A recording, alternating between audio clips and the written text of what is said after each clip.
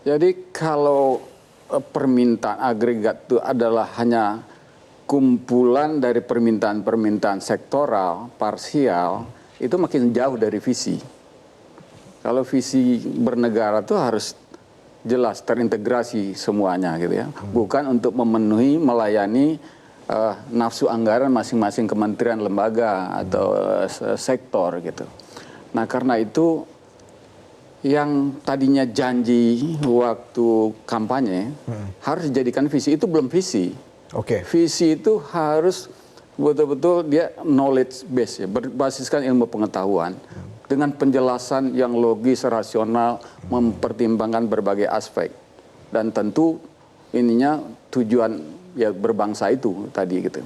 Nah kalau itu ya sudah dirumuskan ya nanti akan ketemu mana prioritas kita tahunan, 5 tahunan, 20 tahunan. Nah dari situlah misalnya semuanya menyadari, oh ya kami dapat segini cukup. Oh ini memang perlu ditambah. Tapi itu hasil cara pandang bernegara, berbangsa, bukan untuk memenuhi keinginan satu kementerian ini, lalu dia minta dia dekatin presiden karena merasa lebih dekat dari menteri yang lain gitu ya. Jadi Anda optimis tidak dengan postur APBN 2025 ini? Gini, nanti Mas Teguh bisa jalan. Yang namanya membangun itu pasti anggaran itu terbatas.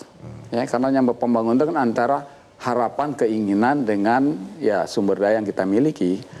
Karena itulah solusinya adalah bagaimana perencanaan yang matang dan menemukan prioritas yang betul-betul nilainya tinggi. Jadi sebetulnya ya itu biasa aja masalah anggaran kita disebut kurang gitu ya. Nah tapi nanti kan dilihat lagi mana yang lebih masih potensial untuk mendatangkan anggaran. Sumber anggaran kita bukan hanya pajak, walaupun mayoritas dari pajak, tetapi mengambil dari hasil sumber daya alam apakah sudah dilakukan secara optimal yang untuk kepentingan negara. Ya, dalam kasus batu bara ya, lebih banyak yang besar sekali untuk yang di luar negara gitu. Nah itu peluang misalnya. Mungkin ada potensi 400 triliun dari situ. Berapa? Jelajahi cara baru mendapatkan informasi. Download Metro TV Extend sekarang.